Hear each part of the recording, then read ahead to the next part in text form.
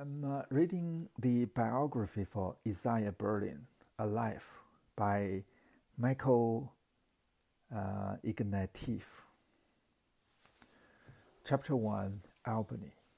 Albany is set back behind a small carriage yard off Piccadilly, opposite Hatcher's bookshop and Footnam and Mason's. It was established in the late 18th century as a residence for gentlemen who have estates in the country and wish to have the place to stay in town. In the long lobby leading to the garden, there is a bust of a baron who lived there in 1816, and plaques to other Victorian worthies: Lord Melbourne, Lord Chancellor Eldon, and Viscount Palmerston. All the male English institutions, the public schools, the Oxford and the Cambridge colleges, the London clubs, the Inns of Court, have a family resemblance, and the Albany belongs to that family. The corridor is high, cold, and austere. The mosaic tiles gleam underfoot, and there are burnished boards high on the walls, listing the secretaries of the management committee running continuously back to 1799. His room lies at the end of the covered wooden walkway that extends the length of the garden. Framed between sashed curtains, gentlemen can be seen taking tea in their drawing rooms. All of his life has been spent in places just like this, in the walled gardens and high-windowed rooms of English institutional privilege. He answers the bell himself and allows himself to be kissed, in the Russian fashion, once on each cheek and once for good measure. It is a declaration of our common Russian ancestry, the formal beginning and ending to all our meetings. He always wears the same sober, dark-colored suit, with a buttoned weight coat and cuffed trousers. The tailoring is conservative, the worsted of the best quality.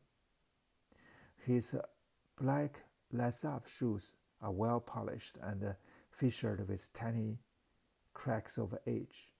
He usually wears one particular tie with a pattern of penny black stamps dangling from his waistcoat pocket at the end of a chain. It's a lorgnette-like pair of pearl magnifiers, which he places on top of his glasses in order to read small print.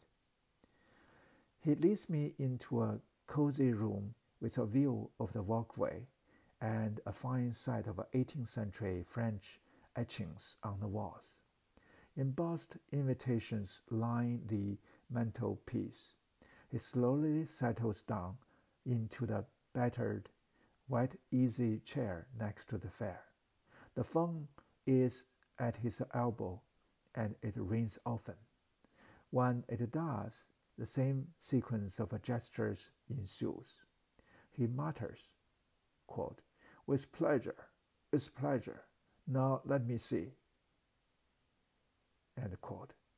Cups the receiver between neck and shoulder, retrieves his diary from his waistcoat pocket, pushes his glasses above his eyebrows, places his pince-nez on the bridge of his nose, fingers the diary pages, ponders, then says, "Wednesday at 3 p.m., scribbles, repockets his diary, puts down the phone, blinks and says, quote, "Now where were we?"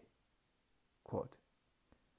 His social network stretches from Jerusalem to Washington, from his generation to my own. The web encompasses academia, publishing, politics, and the arts, and a good part of his life now is spent keeping up with its intrigues, dramas, fallings out, and comings back together. In front of him, on the coffee table, spread a cluster of tins containing salted almonds and a type of Finnish crepe bread, which he spirits along to dinner parties in his suit pockets. On the bookcase nearest his chair rises a ziggurat of chocolate bars. He is an inveterate nibbler, popping nuts and chocolates into his mouth as he talks, leaning forward in his chair to forage in the tins with his right hand. The left arm usually remains curled in, close to his body. Next to the tins is a newly published book, often from a former student, a plump manuscript of his, revised by his editor Henry Hardy and awaiting his reaction. But each morning he avidly peruses the Times. The faces stare up from its obituary pages.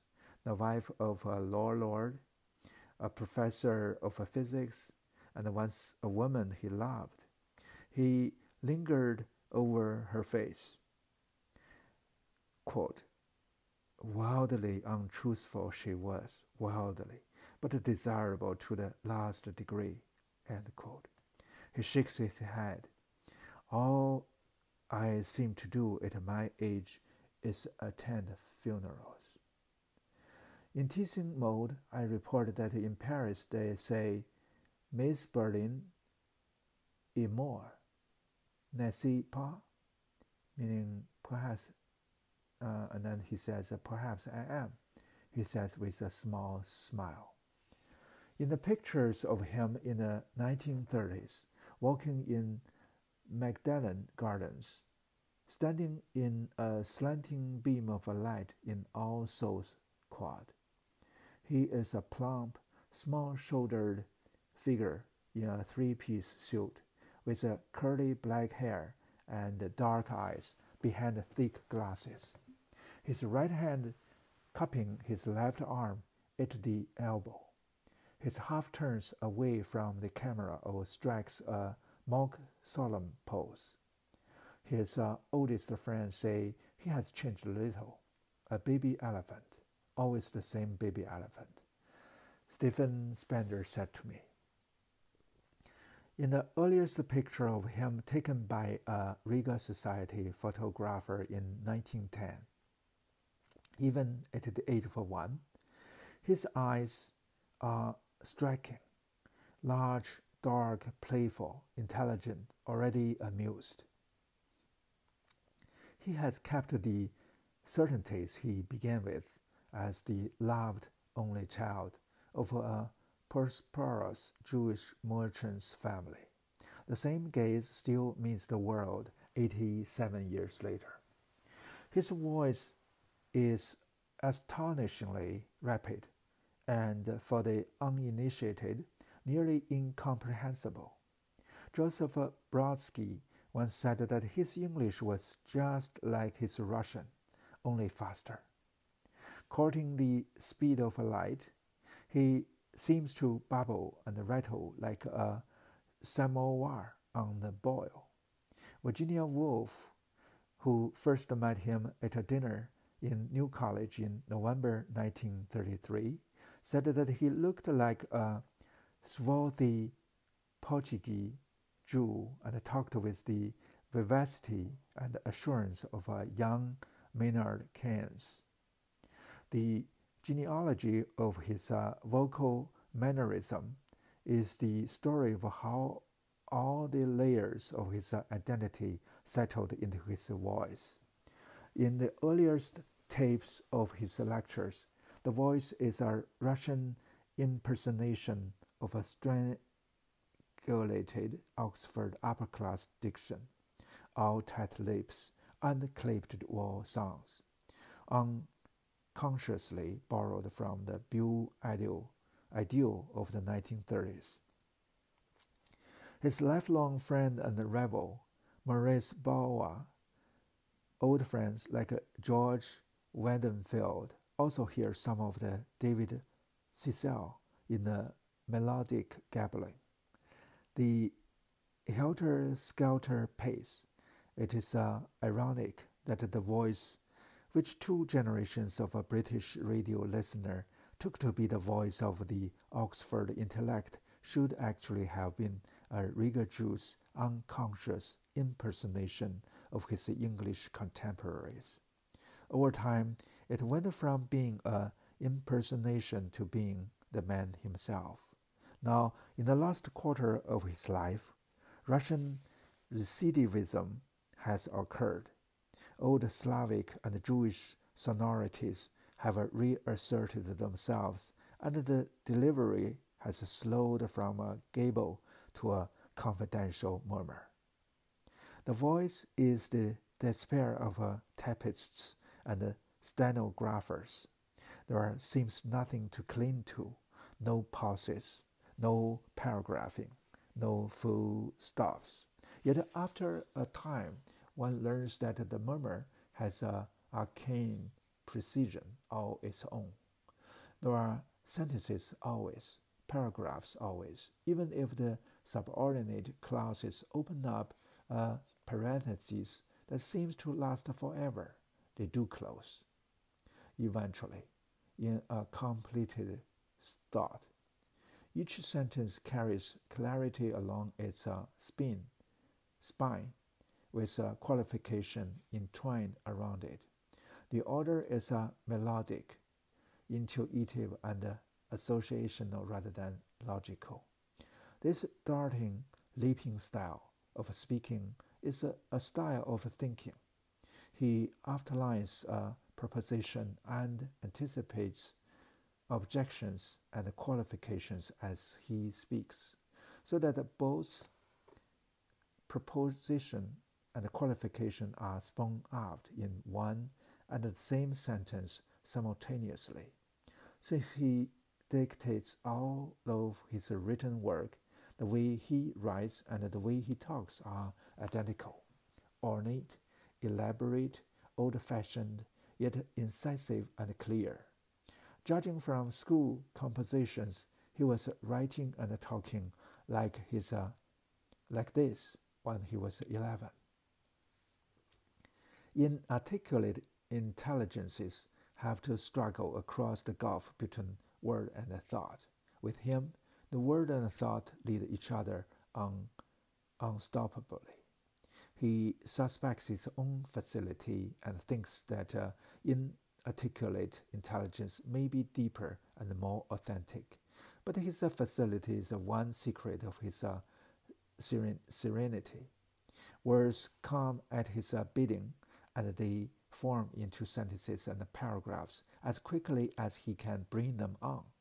Since the Romantics, the life of the mind has been associated with solitude, anguish, and inner division.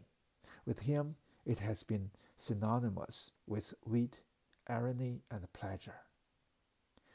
To love thinking as he does, you must be quick, but you must also be sociable.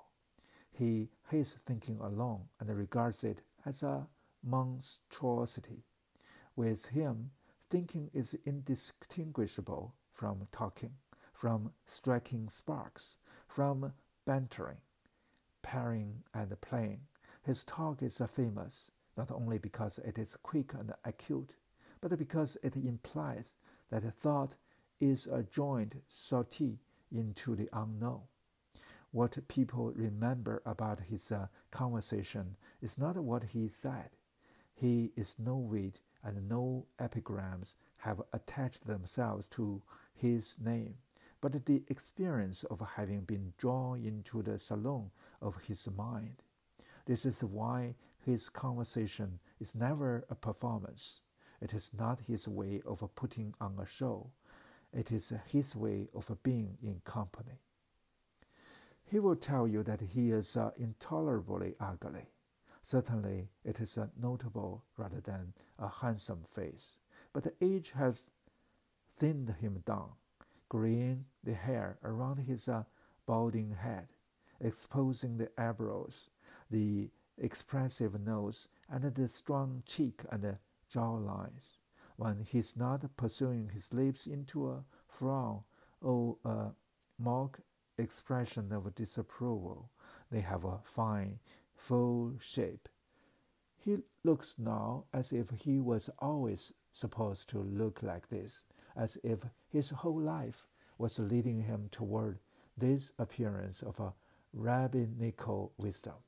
But it is an ironic result, since he is by conviction and temperament as unrabbinical as it is possible for an old Jew to be. Aging has been a gentle gradient so far, but it's getting steeper. He has the small-shouldered stoop of an old man. His hearing is less good than it used to be. He finds it hard to follow the ebb and flow of talk around the long, baize-covered table where the fellows gather for All Souls elections, and he finds large dinner parties a trial. But concerts gave him and his wife Eileen as much pleasure as ever. Every performance is inventoried in his mind in a receding series, stretching back to the Salzburg of the 1930s, to the Queen's Hall, to auditoria long demolished and performers Kempf, Schnabel, Solomon, the party long departed. Being renowned for acuteness of mind means that his friends watch him, and he watches himself for any signs of falling off. As far as he is concerned, falling off is occurring daily. I cannot remember a thing, he will say, and then, just to confound his fears, he will set about, wait, here it comes, retrieving the name of a conductor in a Salzburg festival program in August 1932. His memory is freakish, so unusually fine-grained as to seem scarcely human, and too effortlessly in command of his past that he gives the impression of having accumulated everything and lost nothing. He always claims that he does not find himself in the least interesting. This is artful and disingenuous, since many of his best stories are about himself. But it is true that he seems like a self-contained rather than self-absorbed. He does listen to other human beings and appears to hear what they say, though it is a curious and not especially warm form of listening, more like a pause between his own talk. He's often criticized by activist friends for being more interested in inner experience than in public commitment. But that's the man, more curious about the varieties of human self-deception than realpolitik. His only noticeable form of narcissism is a hypochondria. He likes being mildly, curably ill. He loves doctors, regimes, nursing homes. He will take to his bed at the slightest provocation. Students remember him conducting tutorials from his bed. The covers are scattered with books, papers, cups of tea, and biscuits. On the night table of the small single bed where he sleeps now, next to his wife's room, there is a platoon of pill bottles, ointments, boxes, tumblers of water. He will tell you he's faring badly, but the truth is that he has benefited from an almost complete disposition from the ills of the flesh. His good fortune, in this and almost every other respect, is maddening. To the degree that luck is a real category shaping lives, he is one of the luckiest men alive. The thought of writing his memoirs fills him with dismay. Never, he says, and then shudders with a comic finality. Besides, he fears his own candor and does not want it to find its way into print. But if he wasn't going to write his own life, then who, said his friends, would capture some of his talk before it was lost? That was how this book began in September 1987. I was not a former student or surrogate son. He seems to have been born without a paternal instinct. I was simply there, initially, to interview him. I tapped his talk, hours after hour, like a servant taking buckets to a fountain. When he agreed to a biography after we had worked together for several years, it was his decision that it be published posthumously, that he should not read a word of it, he said. The afternoons at Albany continued for a decade.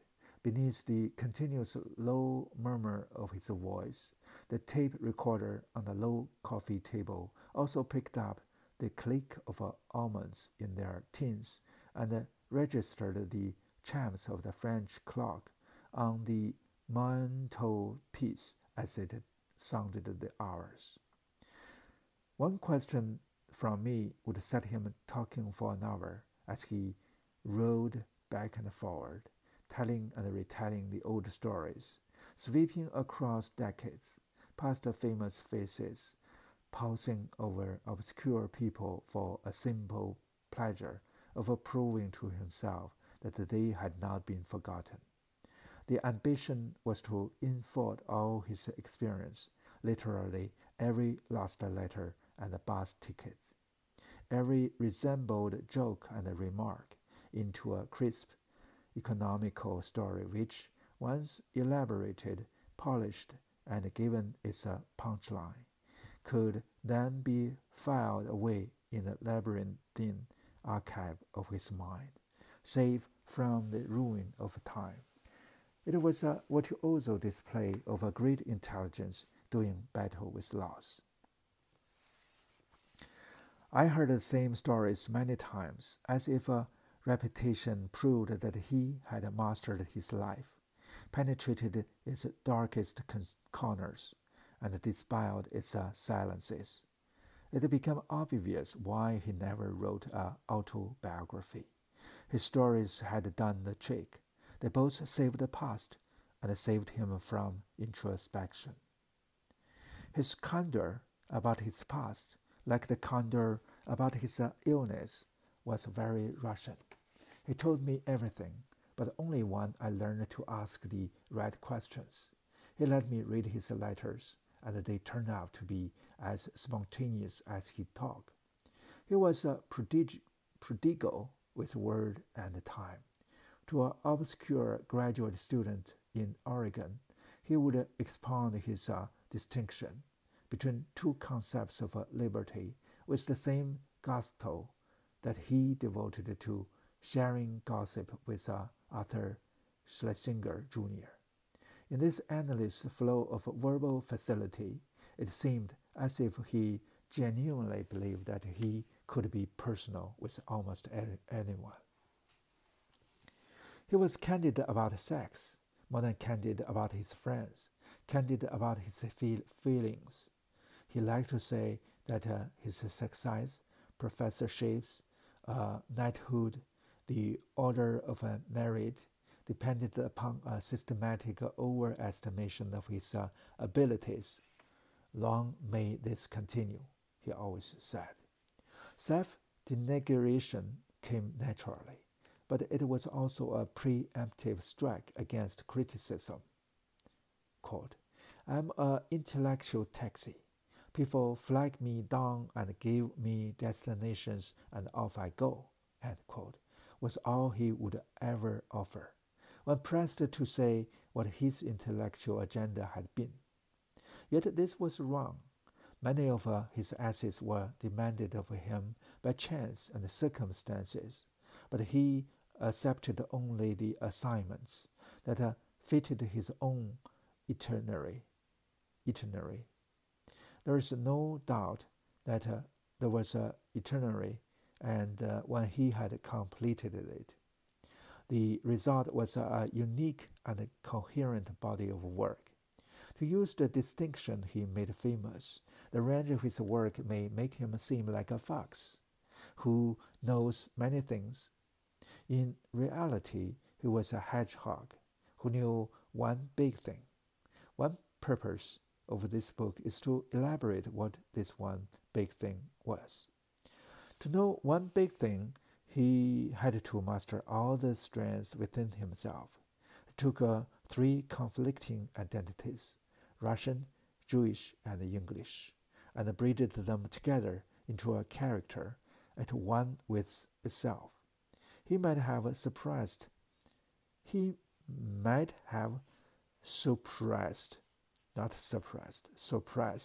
element of what he was. In the duties of Excel, many do survive by suppressing some part of who they are. But he suppressed nothing, allowed all the claims within to be answered, and in so doing, forged the liberal temperament that may be as important a legacy as his work. It is often said that his equanimity, together with his liberalism, are the products of a privilege. He has had a lucky and privileged life, parents who adored him, an exile that did not scar him, election to All Souls at 23, marriage to a gifted, supportive, and wealthy woman. These have enabled him to make manifest what is often frustrated in others, but make it manifest he did, when others might have thrown their advantages away. There is in his temperament some impalpable source of health and well-being. He is well in his skin, at home in the world, at ease even with the advancing prospect of his own death. This cool, even cold serenity seems mysterious, unapproachable, unavailable to me, and in all our afternoons together, it is this that I most wish to understand. To be an intellectual is often to be unhappy. His happiness is an achievement worth seeking to explain. Quote, "Do you wish you could live forever?" End quote. He once asked me. His mother lived until she was 94. I told him the idea filled me with horror. He heard me out, then said, "All of my friends think the same, but I do not. I wish it would continue indefinitely. Why not?" Albert Einstein met him once and remarked afterwards that he seemed like a kind of a spectator in God's big but mostly not very attractive theater. He has never tired of live theater, and he impaired himself watching its lighted stage forever. At the end of our afternoons, he often accompanies me out. I help him into his coat while he fits his lame left arm in first, then throws the coat over the right with a heave of his shoulders. He plumps a brown fedora onto his head, places his umbrella on his right arm, and leads the way out into the glare and noise of Piccadilly. He walks slowly on the backs of his heels, his feet pointing out precisely, very upright, his head turning this way and that to take in every detail of the unfolding scene. "Look," he will say of a bright-haired Amazon with a backpack striding past us. "She must be a Norwegian, terrifyingly blonde." He pauses and inspects ring gear in clothing man's shop, staring down at thick corduroy plus furs in yellow and green, and other garments of the country gentry, with a friendly curiosity. He passes the entrance to the Meridian Hotel and surveys an American businessman whose otherwise expressionless late 20th century face is distinguished by an elaborate brown mustache, which winds away from his cheeks. As the man passes out of a earshot, Isaiah cups his hand over his mouth in an elaborate stage whisper. "Amazing mustache," he says, then adds, as if to himself, "Life is inexhaustible." At the Piccadilly Circus we part. He towards the Athenaeum Club in Pall Mall to take tea with a Russian scholar wanting to hear about his night with Anna Akhmatova in front of the stand selling sex magazines. London policemen's helmets in plastic and piles of the Evening Standard. I embrace him. He stands back, bows ironically, briskly turns, and is gone, ducking between two taxis, pointing his umbrella into the thick of the traffic to make it stop, whistling soundlessly to himself. That's the end of chapter 1.